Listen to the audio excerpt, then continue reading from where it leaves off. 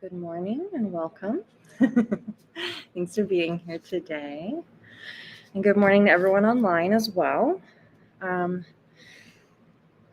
So, first thing we do whenever we sit down to meditate is establish a motivation of compassion.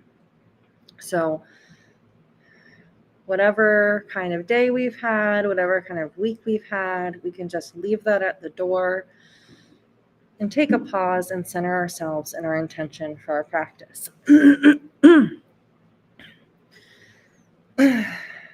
So let's take a moment to generate compassion for all sentient beings and to make the wish that our meditation practice will benefit them. And we can give rise to bodhicitta, the compassionate wish to free all sentient beings from suffering.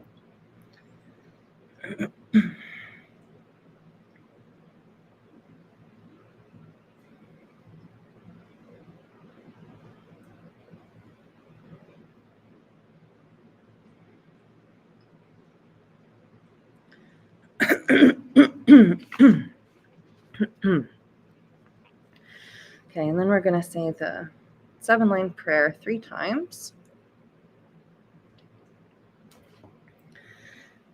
Organ yogi num jansam pemage sardompola yatsen chogi ngorubne pemajone jesurak kordu kondro mangpokor ketki jesu druki jinjilo cheer sheksu so guru pama city home.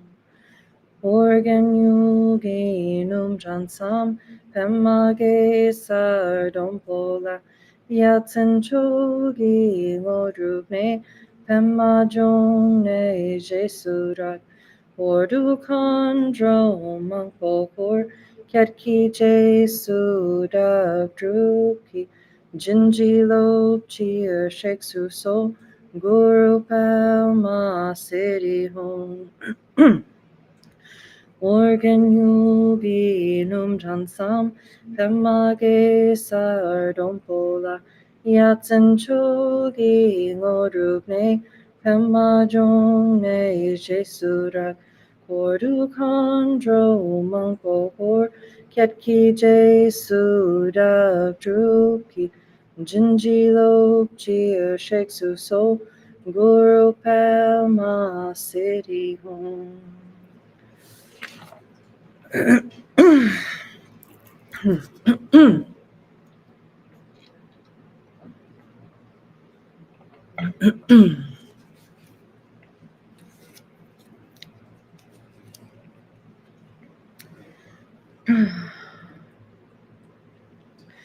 Right. So the meditation that we'll be doing today is called Shamatha meditation, or calm abiding meditation. And this is taught by Jetsma Akanlamo in her book, Stabilizing the Mind. This is actually a meditation common to all Buddhist traditions, and you don't have to be Buddhist to practice it. So what is meditation? Meditation is the natural state of mind when it is relaxed, stable, and open. And it doesn't mean that it's our usual state of mind. It's just the natural state of mind. So we don't usually spend much time in our natural state of mind. It's kind of like if you, if there's like a body of water, like a creek or something like that, and you stir up the water and all the dirt's everywhere and all the dirt's stirred up and it's really muddy. And we more spend our time in that's more like our ordinary state of mind where it's everything swirling around. We've got a lot of stuff going on, a lot of movement, a lot of stuff spinning around in our heads. And then when we let that chill out, we get still, we let it all fall to the bottom, then you can see the natural state of the water. You can see the clarity of the water. You can see, the water becomes pure and clear and has these, you can see its natural qualities that are already there to begin with. So when we do calm abiding meditation, That helps our mind calm down and relax. So all of that dirt sifts to the bottom, and we can start to see those natural qualities of our mind. And this meditation trains our mind not only to be calm and relaxed, but also alert and wakeful. So, so not just chilling out and getting really, and not just getting really relaxed and feeling good, but also being alert and wakeful to our experience, and waking up to our true nature, the true nature of things as they are.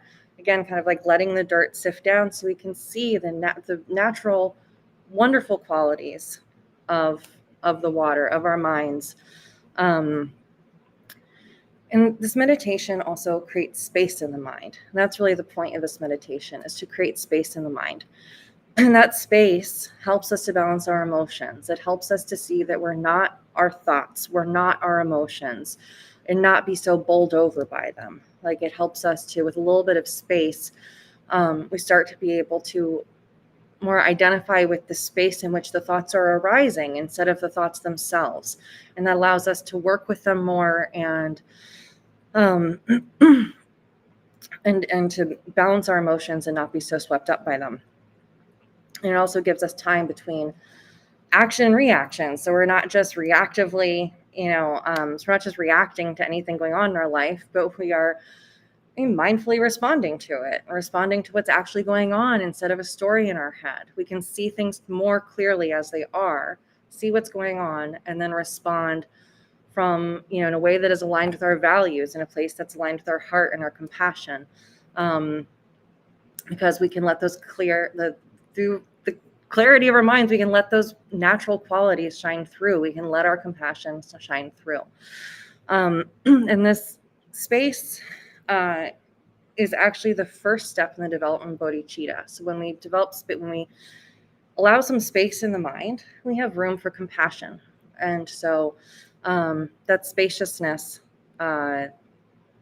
is the first step in the development of bodhicitta, the compassionate wish to free all sentient beings from suffering. And then the stability that this meditation brings to our mind as well, it's like, if you imagine like a lantern with a flame in it, and then there's the protective case around the lantern that keeps the flame from going out. So that's what our meditation does, is whatever insights, whatever light, whatever, if the flame is our spiritual insights, and that protective case then allows us to keep that flame steady and not be blown out by some random thought of something else, or like some strong emotion, or just being distracted. So we can, it's easy to have a spiritual experience. People can do drugs and have a spiritual experience, and it's over when the drug leaves your system. In order to have a spiritual experience doesn't mean much, but having spiritual insight that is long lasting, that is reliable, that you can access reliably, now that's something. That's like, then you're actually developing, insight. So if we want to do that, if we want to go deep into our practices with the other practices that we do, like the Vipassana practices, the deity practices, in order to stabilize any of our accomplishments, we have to protect that flame, and we have to have a stable mind and protect that insight from the winds of all of our nonsense in our heads. So let's take a comfortable seat.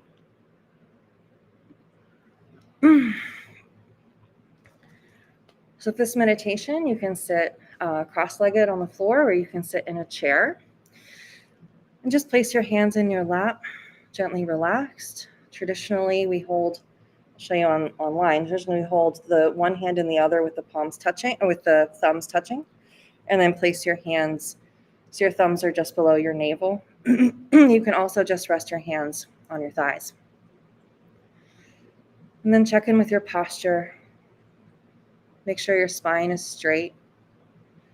You can imagine a thread going up your spine at the top of your crown, and just pull on that thread. Just be nice and tall.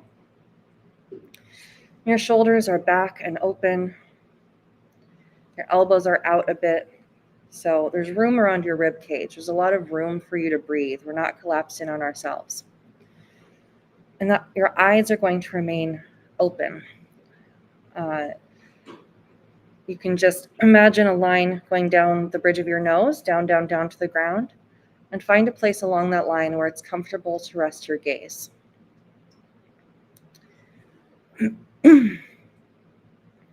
And then lastly, place the tip of your tongue right behind your front teeth. It's like saying the letter L.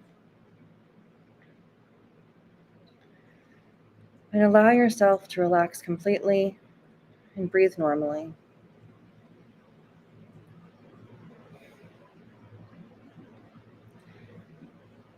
Sometimes you might need to take a deep breath or a few deep breaths to get into your natural rhythm. Just relax into your normal rhythm of breathing. And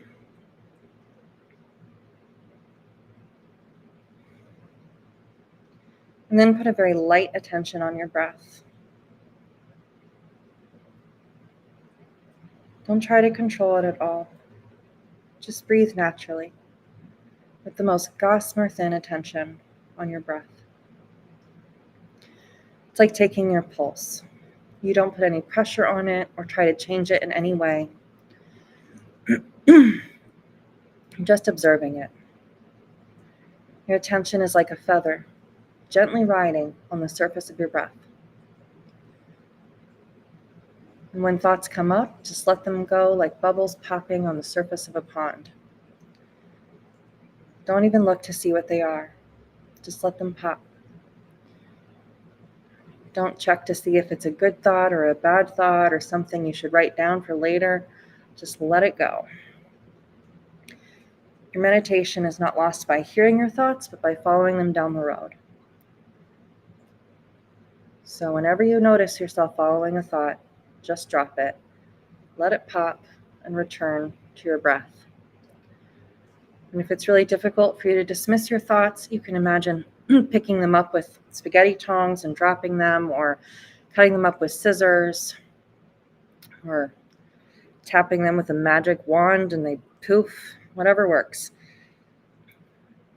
But just dismiss the thoughts and return to your single-pointed concentration.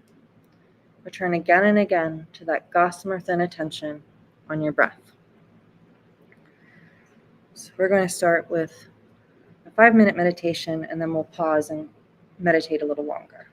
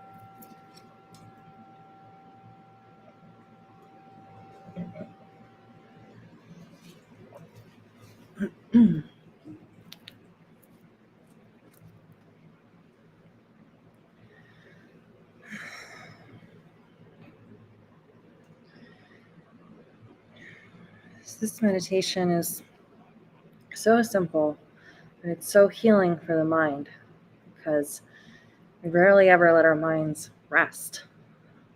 We're normally just so busy trying to do everything and think of everything and figure out everything and remember everything, and just allowing the mind to rest is so healing. It can be really difficult because you put your mind on your breath, and your mind's like a little busy bird that just, as soon you let your mind sit on your breath, and then it's like tweet tweet tweet, I gotta go over here, and flits all around, and then you're like, no, just sit down, just chill out, just rest on the breath, and it just wants to keep flying around. So over time, your little birdie mind will start to trust that branch and be able to settle down on it more. But some days you'll find, like, all of the different circumstances of your life, if you've eaten or if you've slept or not, all of those things affect the energy in your body and in your mind, and it's going to change your experience of your meditation practice. So some days it'll feel like there's just like a lot of wind, the bird's constantly being blown off that branch and just like keeps flying around, and it's really difficult to settle. And some days it'll be much easier. And that's just kind of how it goes. So you have to be compassionate with yourself, be kind to yourself on those days when you can't get your mind to settle. And just know that even if it doesn't feel like you're succeeding in letting your mind rest on the breath, by just trying to do it and making that suggestion to the little bird to rest, it does make a difference, and it gets easier. It does, like, that counts, even if it feels like your mind's just busy the whole time. It's funny because, like we said, the meditation this is restful for the mind, but then sometimes it can just feel like it's more like just watching your mind go nuts. And like, how is that restful? I just watched myself go crazy for 10 minutes. And but trying to rest the mind on the breath, it is actually restful. Even if it's just for like half a second that you rest your mind, it does make a difference and start changing that habit. So we're going to try to meditate for a little longer. Let's see. Yeah, so we'll do a 15-minute meditation now. All right. So let's come back to our meditation posture. Straight back. Shoulders are back and open. Hands relaxed in your lap. Allow yourself to relax completely and breathe normally. And then put a very light attention on your breathing. Don't try to control it at all. Just breathe naturally with the most gossamer thin attention on your breath. Your attention is like a feather, gently riding on the surface of your breath.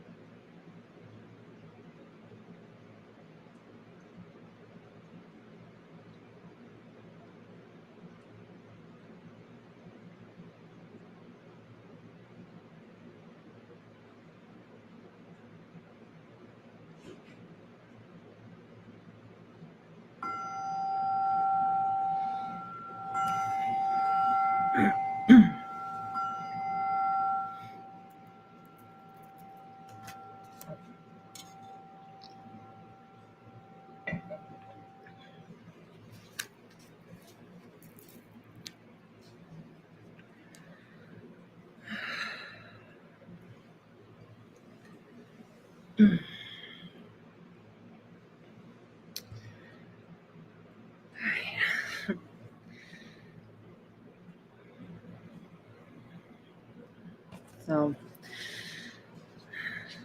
doing this meditation, if you're not used to doing this meditation, 15 minutes can feel like a long time. Like that's like, it's not that long, like 15 minutes. It's not that long for a lot of tasks, but for doing something that's so counter to our usual habits, 15 minutes can feel like a very long time. So, so wherever you are in your meditation practice, you can start with whatever size container works for you to start your practice. If you are, if you're comfortable meditating for 1 minute, then start there and build from there. If you're comfortable starting at 20 minutes, start there, build from there. But there's no minimum amount of time that you have to meditate for to start your meditation practice. Sometimes people feel like they have to do like a really long sit for it to be worth something or to be a real meditator, and you don't. You can start wherever you are with even just a minute at a time. And also it takes time for your body to acclimate to sitting in meditation posture. And especially Westerners, if we're used to sitting in chairs and then you try to sit on the floor, you're going to get really achy in your hips and your knees. And so sometimes you just want to do, like, you could meditate for 15 minutes, but do it in 3-minute increments. And so that you can stretch your knees out between them, like you can work with yourself and be kind to yourself, and finding a way to fit meditation into your life in a way that is joyful and not being too rigid or expecting, having unreasonable expectations of yourself. This is it's very important to practice self-compassion with this practice. So we're going to end with one last little 3-minute sit to just close out, and then we'll say our dedication prayers. So back to our meditation posture, breathing naturally with the most gossamer thin attention on your breath. Your attention is like a feather gently riding on the surface of your breath.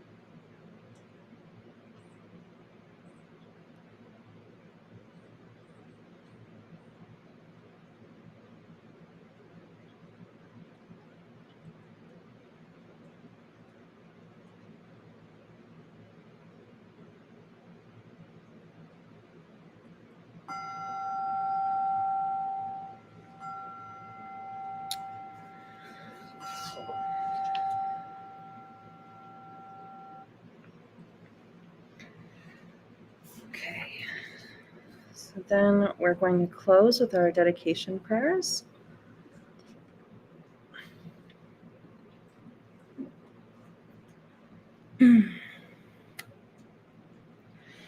Throughout my many lives and until this moment, whatever virtue I have accomplished, including the merit generated by this practice, and all that I will ever attain, this I offer for the welfare of sentient beings. May sickness, war, famine, and suffering be decreased for every being, while their wisdom and compassion increase in this and every future life.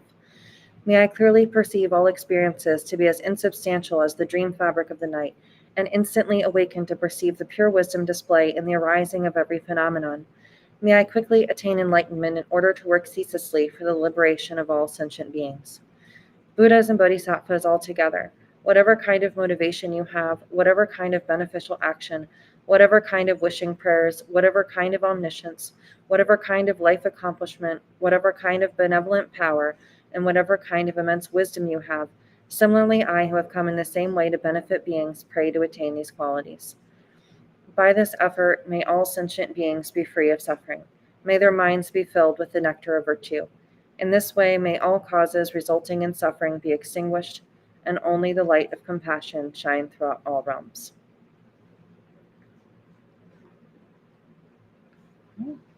Well, thank you.